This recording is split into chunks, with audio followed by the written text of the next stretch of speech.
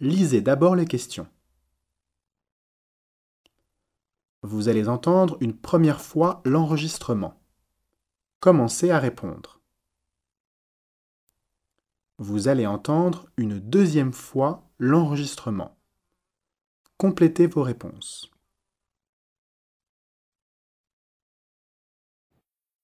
Lisez les questions.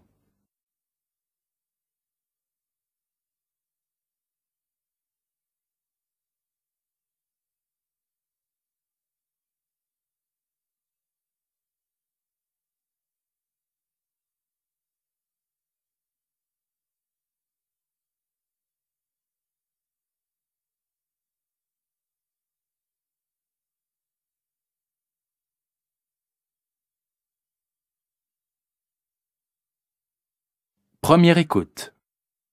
Bernard Spitz, vous avez été missionné par le ministre de la Culture et de la Communication pour élucider les raisons de la baisse du jeune lectorat de quotidien. À quel résultat cette enquête a-t-elle abouti?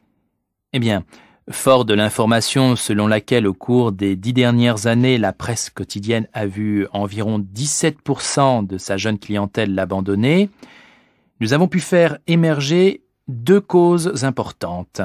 D'une part, le prix prohibitif des journaux lié aux problèmes de distribution, phénomène expliquant le boom d'Internet et la percée des journaux gratuits dont sont friands les adolescents.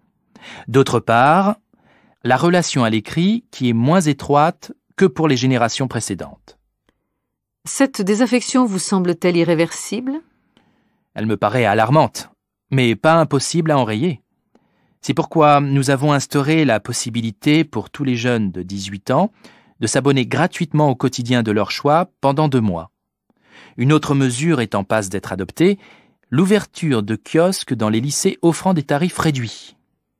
Et pour encourager le désir de lecture? Nous insistons sur la nécessité de promouvoir la lecture dans l'audiovisuel public par la programmation d'émissions axées sur les dernières parutions littéraires susceptibles d'intéresser les 15-24 ans. Nous encourageons également le développement du mécénat en faveur de la lecture de la presse par les jeunes et nous engageons les responsables des quotidiens à favoriser l'accès à leurs archives sur Internet à prix réduit. On pourrait alors envisager une réconciliation des jeunes avec la presse? C'est ce à quoi nous œuvrons. N'oublions pas qu'ailleurs, plusieurs grands quotidiens tels que le Chicago Tribune, ou El Mundo, ou El País ont lancé des suppléments adaptés à la jeunesse et que leur succès a été immédiat.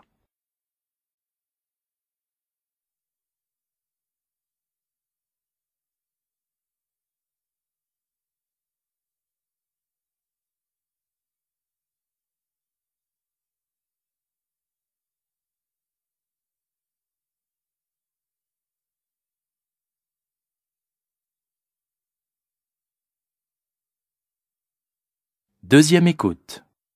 Bernard Spitz, vous avez été missionné par le ministre de la Culture et de la Communication pour élucider les raisons de la baisse du jeune lectorat de quotidien. À quel résultat cette enquête a-t-elle abouti?